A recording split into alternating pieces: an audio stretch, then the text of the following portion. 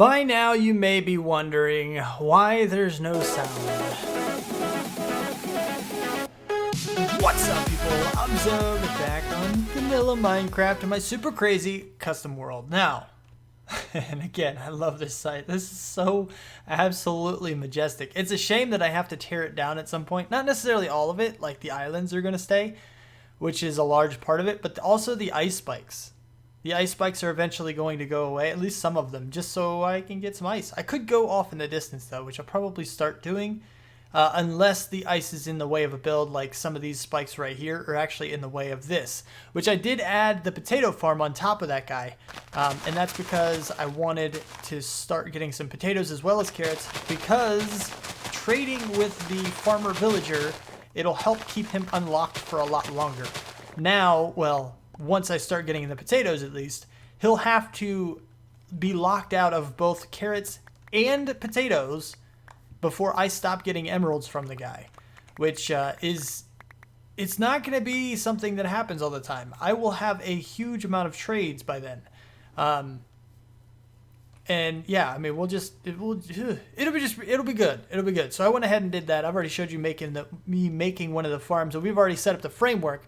So I just put in one more sorter, and I added another farm, and eventually I'm going to add a second potato farm as well on top of that guy, and then we'll probably call that tower done, because I don't really need too much of that. Also, there's something else over there that I want to show you, because we did some pretty crazy work over here on top of the breeder thing. But first, let me show you down in this other little area. There's the triple stack, which actually looks really, really cool. I did some more work in here. I put iron bars in front of these guys, which I did some testing. It does actually prevent zombies from getting here.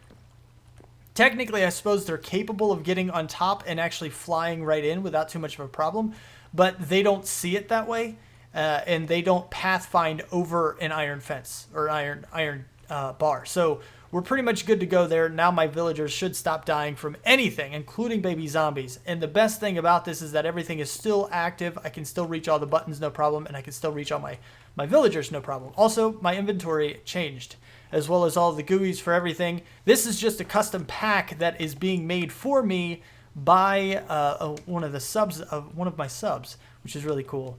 But anyway, so let me go check this out down here. Here's the second one for potatoes, which isn't being populated yet. I'll show you why, but here we go. I just did a little bit of trading, which is why this gap is missing. But yeah, we're getting going on this thing. We are getting going. We have the second sorter back there already going strong. It's prepped and ready. It just isn't really receiving any potatoes yet. So that's a thing. But if we go up here, I can show you a little bit about it. Look, there you go. You can kind of sort of see it. You see how it was kind of empty inside? That's because it was just filled. So I didn't have, he hasn't had enough time to replant everything. Ooh, well, here we go. Here we go. Can we see it? Oh, yeah, they're going the right way. They're still populating this. Okay, so I've come up with, I figured something out, first of all. And that even with a huge amount, even with all of these guys going, with 2 carrot farms, which is about all I really want to have. I don't want to make a third, and even a third I don't think is going to do what I need it to do, and it's not going to overpopulate their inventories. They are just going to feed like crazy and always feed, and I'm never going to have a surplus, which means we would never get carrots. But as you can see, we're getting carrots. So how is that a thing? Okay, first of all, max entity cramming right here actually says that we can have about 24, 25 villagers. So what I did is I added an iron pressure plate with a tick length of 3. There's 1 behind this block, and then 2 and 3. So before it hits this repeater, which circles around, which I'll show you the other side of that. And what that's going to do is once there's 21 villagers on this thing, that's when this is going to get triggered. Now you might think 21 is less than 25, so you're actually losing a little bit. Yes and no.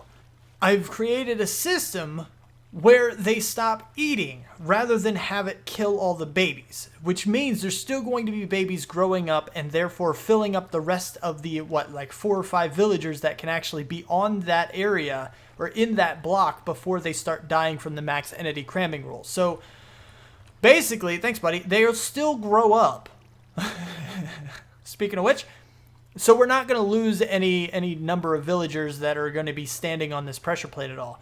We're still going to have the maximum allowed, and they're still going to be dying off through this means. So we're pretty much good to go on that front. But this signal comes around and wraps around over here, and it goes up this torch tower. And actually, I'll tell you what, let me go ahead into game mode 3 so I can kind of show you a little bit about this. And basically what's going to happen is there's a piston back right here. You see the stickiness on it? I can't really, there you go. Now you can kind of see it once I'm inside the slime block. So we're in the sticky piston, we're in the slime block right now, which you can kind of see there. And what will happen is once, first of all, sticky block, we have leaves here, we have leaves here, we have leaves here. Above this right in here is water, so we don't have to worry about that. The only block that moves with the sticky piston is this ice block right here. And basically what that is going to do is it's going to create a transparent block once this extends. So it's going to lift up the piston, okay? And I need to show this to you. I'll tell you what. Do I have any kind of anything? I don't. So the pole that comes out, that extends from a piston when it's fully extended, is going to be in this block.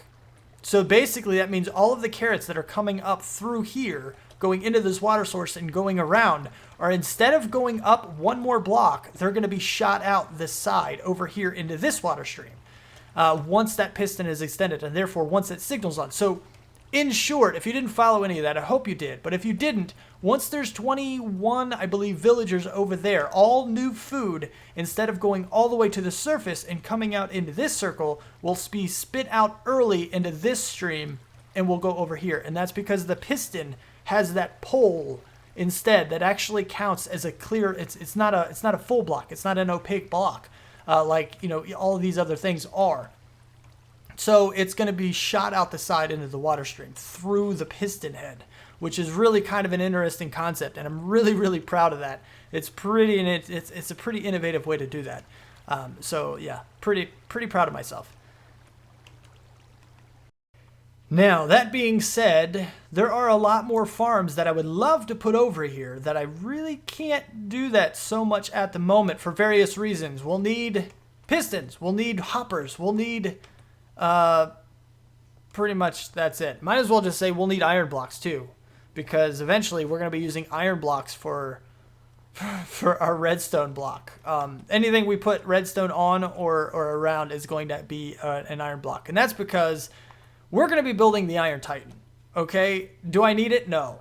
Do I even need come close to needing it? No, not even close. I don't need that. I could do an easy two village iron farm and be just fine forever. I wouldn't be able to use iron blocks in that case for trash blocks, but I've never been able to do that. I've never been able to use iron as trash, so I really want to be able to do that. So that's definitely a thing. And as you can see right here, I've already marked out the spawn. So I took the opportunity. Yes, a little bit of a thing there, distractions and such. I took the opportunity to go ahead and repair my gear while I was in the end. But while I was there, the purpose for me going there in the first place was actually to throw items into the end portal. And if you don't know, what that does is pop those items up on the exact spawn point of your world, which is very handy to know in certain cases for, you know, various things, knowing where your spawn chunks are. So that's how you do it. If you've already been to the end, it's very, very easy to do. If not, then go get to the end and then figure it out. But there are ways to find it without doing this, by the way. But players are spawned within 20 blocks of this point, where items are spawned directly on it. Now, the reason I'm doing this, I know I have so many projects already open, such as my house, the slime farm that still needs to be finished, the that, all this thing, and just a whole lot of stuff that I need to do. But this one I really want to get done for various reasons. Number one, I'm tired of needing iron. I need iron so much, it's ridiculous. Now I'm going to have the biggest surplus you could ever have, and it's going to be amazing. It's going to be fantastic. I can't wait for that. But I just feel like I need to do this. even though I have so many open projects already, I need to do this because this is going to be completed all in one shot. We're going to be done with it. It is close enough to decorate. I don't know how I'm going to decorate it, so maybe we're not going to be done in one shot, but you get the point. I just feel like I need to do it, so we're going to do it anyway, and we're going to go ahead and get started on this guy. Ooh, here's step number 1. Now, I do want to go ahead and just mention why I'm not doing a time-lapse of this, and it's because I have to watch Tango Tech's hour-long tutorial on creating this thing, and there are several times where I'm just sitting here doing nothing for extended periods of time so that even in a time-lapse, I wouldn't be doing anything. Even for a time-lapse, the things that are very difficult to make boring, as long as you have good music, would end up being boring. So I'm just going to do updates, and here's the first one. This is the platform. And if you don't know how this thing works, I actually do understand village mechanics. Granted, not as well as Tango Tech, but enough. And basically, we have to bound the villages closer and closer to the center point, and then bound them back to over here to keep them separated.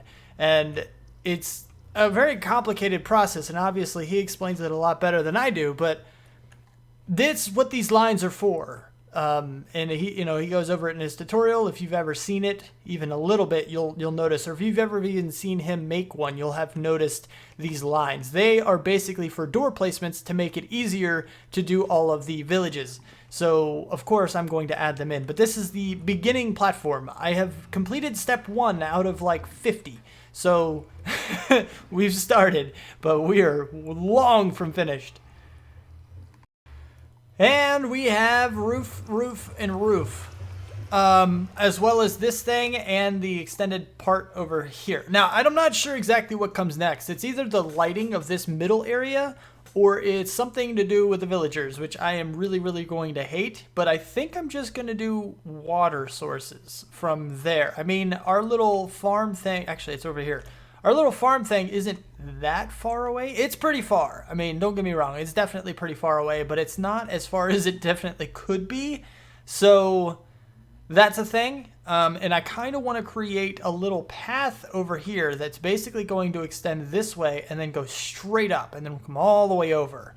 And I don't want to do that with rails. I think rails are going to be a much bigger problem. It'll be a lot slower with water sources, but I do have ice somewhere. I have ice, and I can just kind of do what I got to do.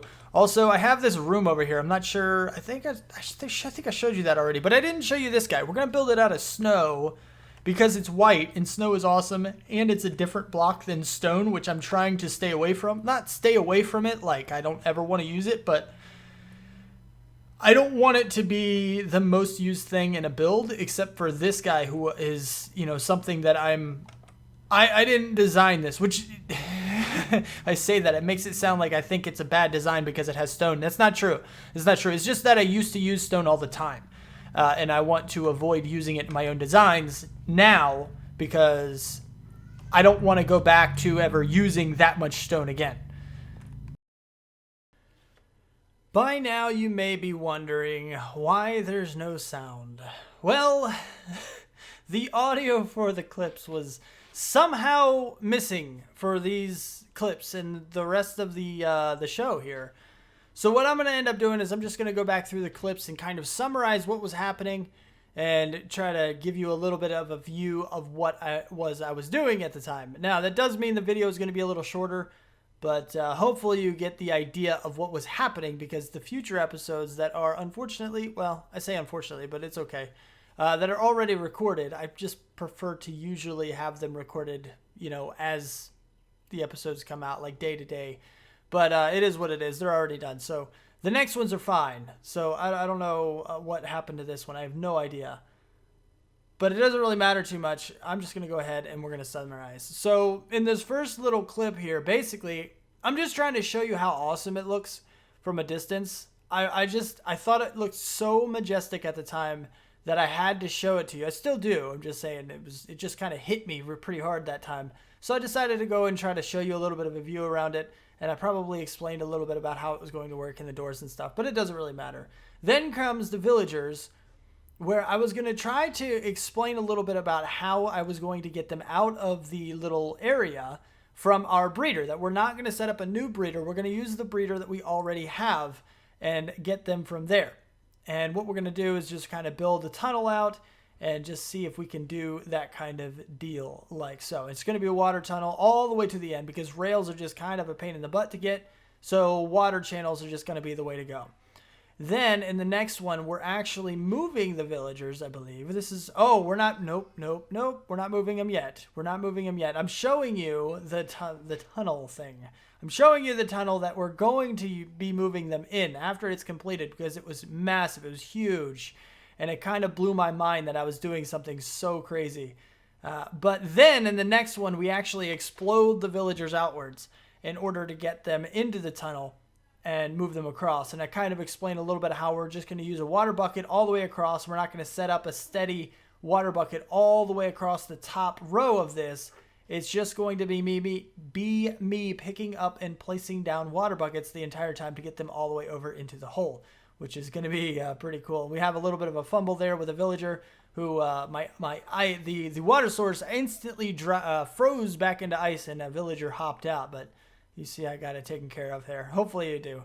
Anyway, I'm kind of guessing about what parts I'm putting in when I'm saying this because this is obviously said afterwards and it's really kind of weird. Anyway, after that I just kind of showed them actually getting into the cells, which is really good. I fall in and have really big mistakes there. Hopefully, you know, obviously I get out pretty, not in a good way, but I get out and we fix everything up and everything is fine. But yeah, and then we just kind of show you the next batch of villagers, I guess, and how I'm going to move them all the way to the end. This is the last hole that we have to put villagers in. And we have every villager in here that we absolutely needed. It was, it was quite tedious getting all the villagers there, but we did indeed get them. I feel like that was not an episode's worth, but if you actually heard the audio, trust me, it was there. The audio, it would have made up for it, but here you go. There's a very short little description of each. Hopefully I can match this up properly to what I need to match it up to. And yeah, we'll just see how things turn out. Hopefully you liked it. And if you did, hit the like button. If you want to see more, subscribe. Thank you for watching. Do what you do, and I'll see you next time. Peace out, peeps.